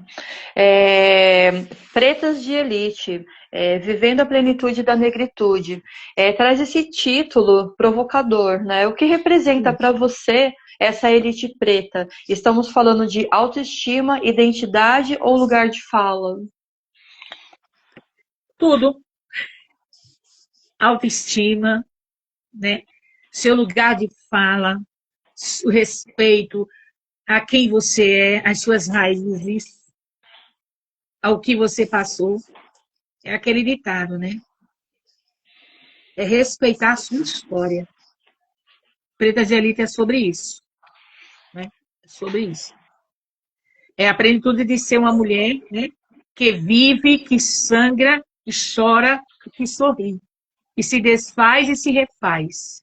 Ser preta e de elite é como a plenitude da natureza que encanta, mas que às vezes intimida com sua fúria. Sobre isso, gente. Pretas de elite. Boa.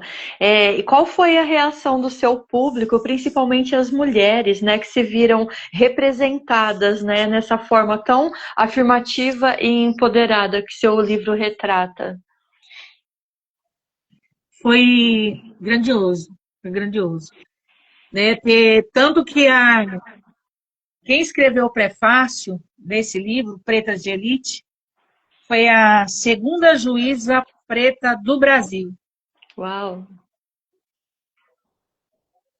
E ela conta, e ela é lindíssima, ela está com 78 anos, com seus 78 anos, ela conta que ela teve que se impor, se empoderar, impor seu respeito para ser respeitada como juíza.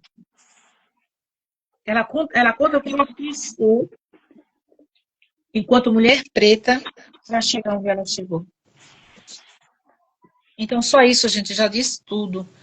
Reuniu ali milhares de mulheres daquele consulado de Angola ali. O cônsul também esteve presente. Várias representatividades de pretos e pretas ali no dia do lançamento. Então, assim, gente, ele já chegou na Angola, já foi para vários lugares, Estados Unidos, contando a história dessas mulheres pretas. E isso é muito importante para a gente, né? É uma valorização. A gente fica muito feliz de chegar aonde a gente chegou, né? E chegar ainda onde a gente pretende chegar com esse livro. Eu estou agora Maravilha. escrevendo agora um outro também, relatando as raízes, né, negras, né? Aí, estou escrevendo outro aí, solo. Agora sim. Olha só que legal. Daqui a pouco a gente vai falar um pouquinho desse novo trabalho, viu? JP, alguma pergunta com relação aos livros? Não, nos livros não, mas também pode ser. Opa, quase que vocês caíram. Mas assim, pode ser também em relação ao livro, que eu quero falar sobre inspiração. Nesse vasto mundo de mulheres pretas, brilhantes, né, grandiosas, guerreiras, lindas, rainhas, é um mundo vasto. Eu queria saber de uma grande inspiração sua, dessas mulheres. Só uma só.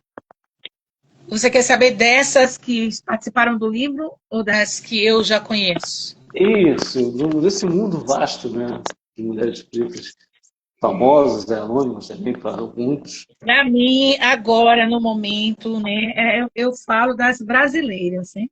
Que é a Conceição Evaristo, né? Que ela é escritora, poetisa,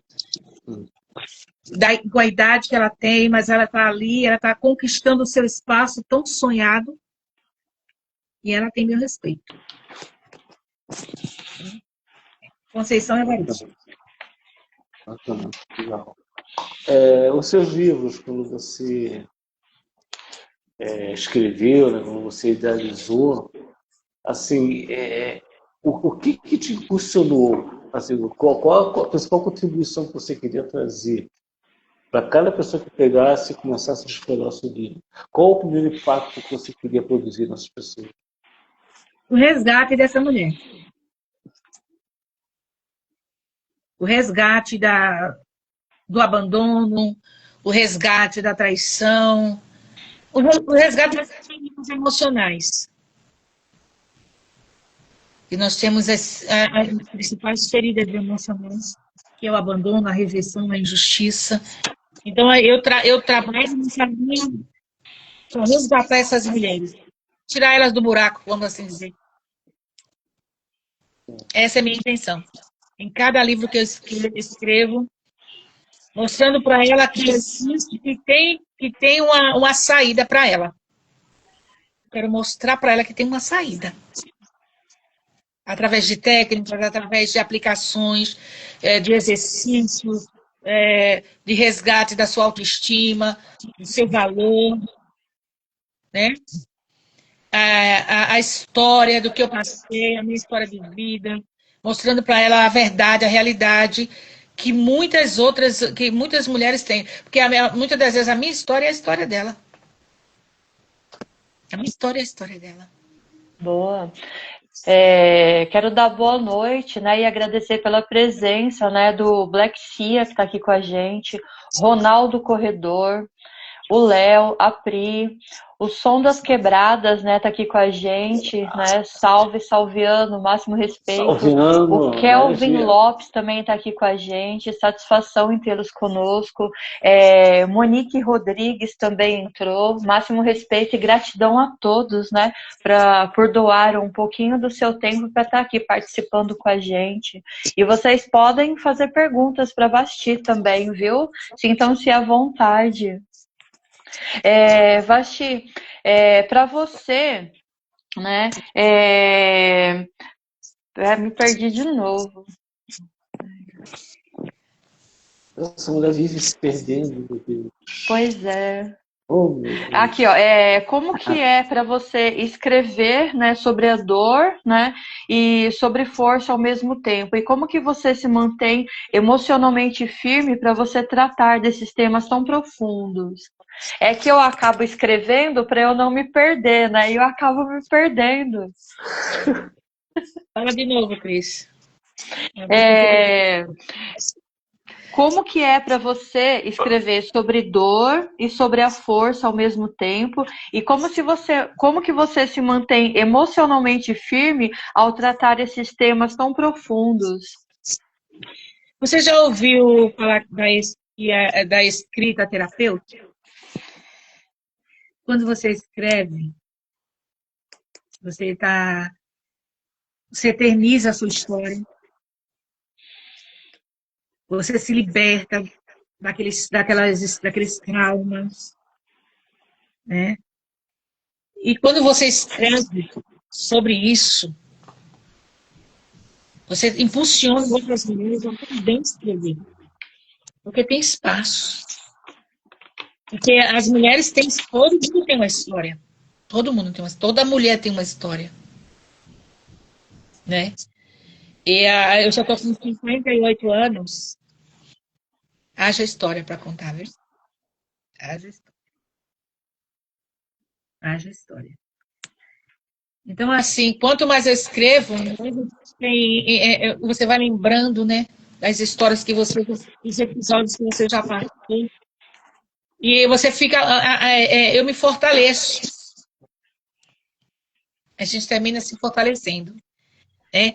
Aí você ora, você medita, você reflete, vem tudo, vem tudo.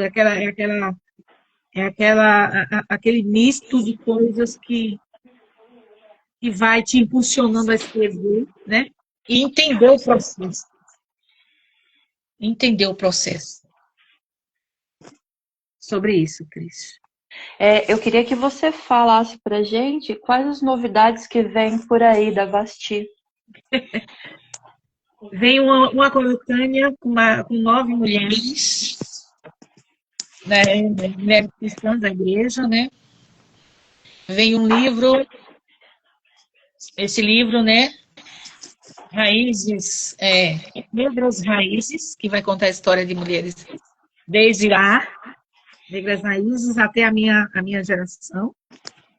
Esse é solo. E vem um livro também, O Grito da Alma.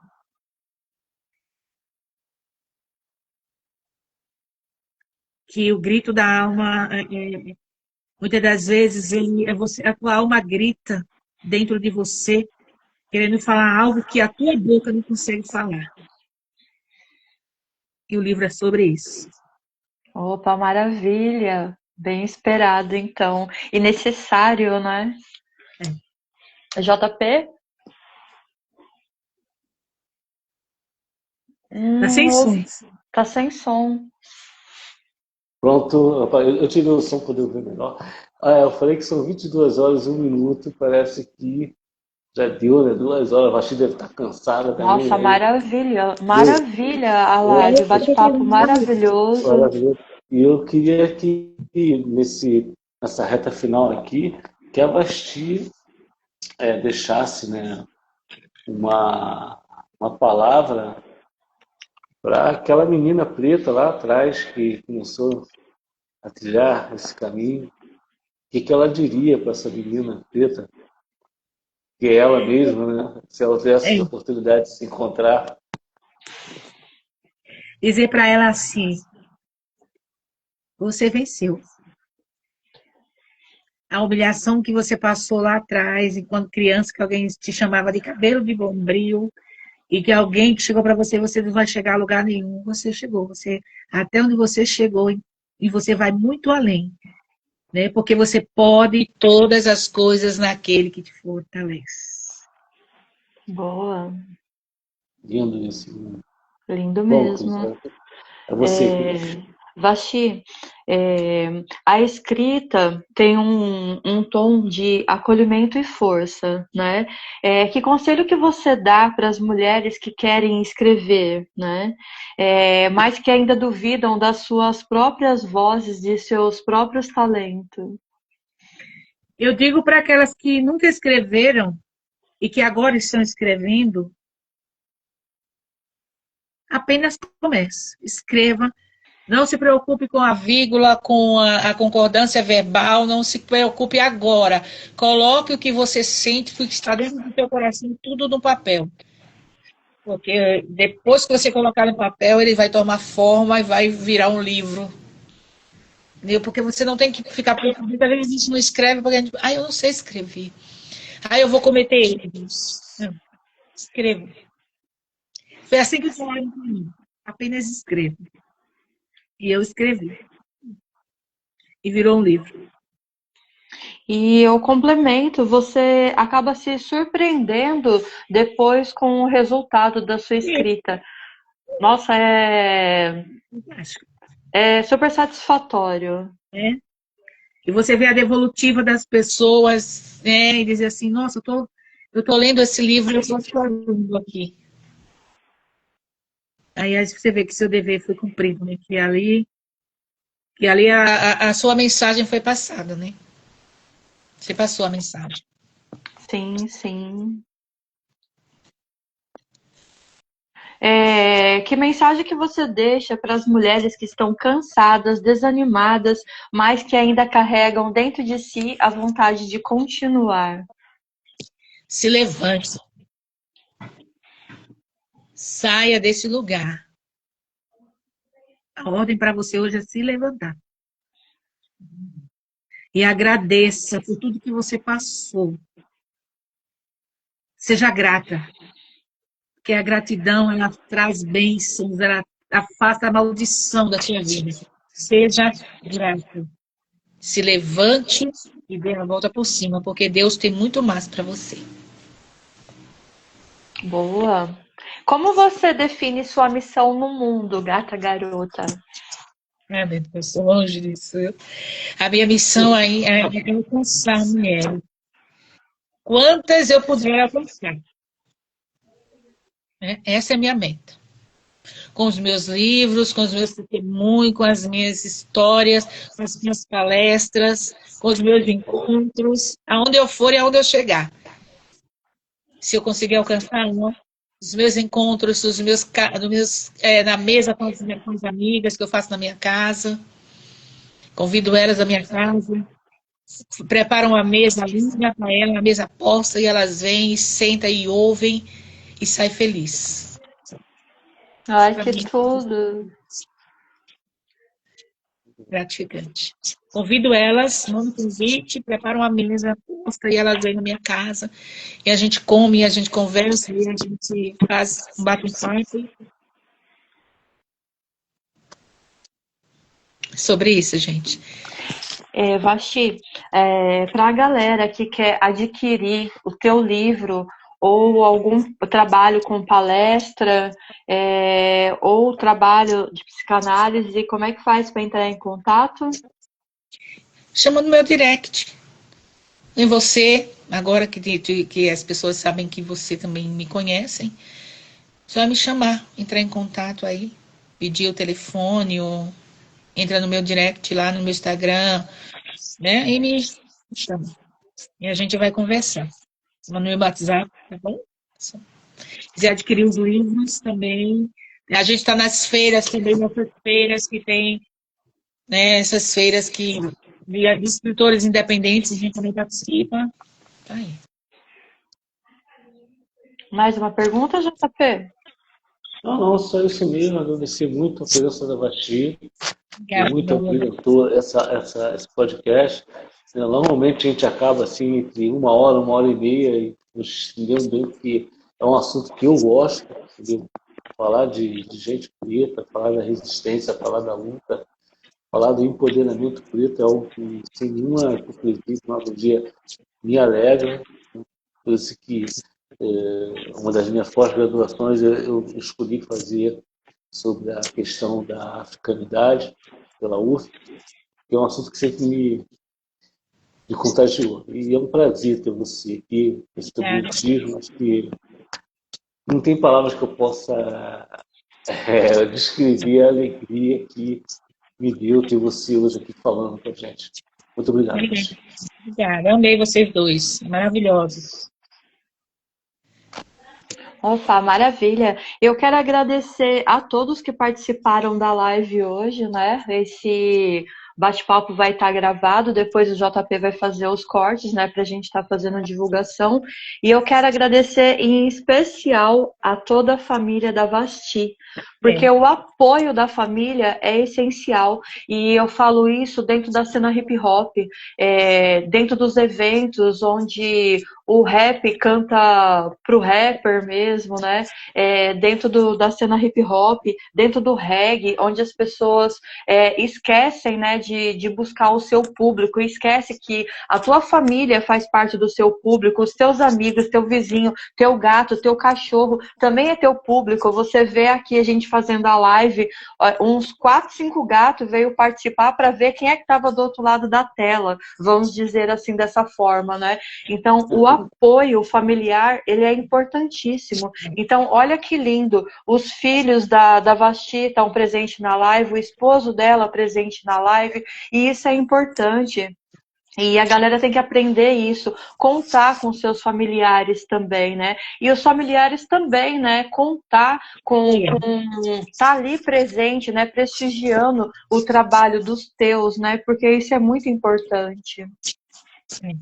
Eles são muito meus apoiadores. Posso contar com eles, né?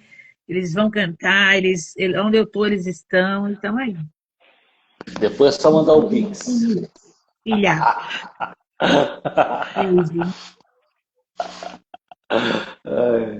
Aí, vamos ler aqui o recadinho aqui da Priscila.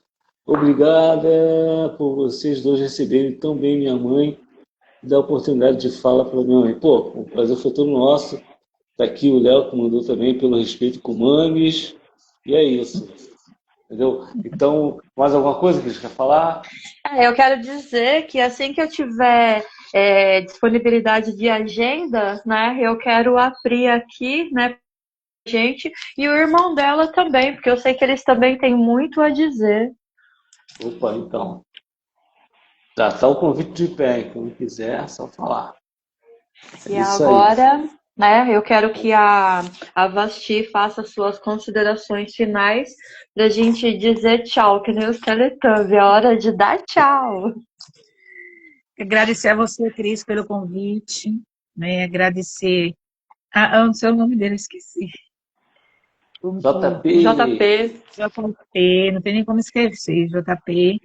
Vocês são maravilhosos, né? Agradecer por essa oportunidade de colocar a minha. Olha, tanta coisa que eu falei que eu nem pensei que eu conseguia.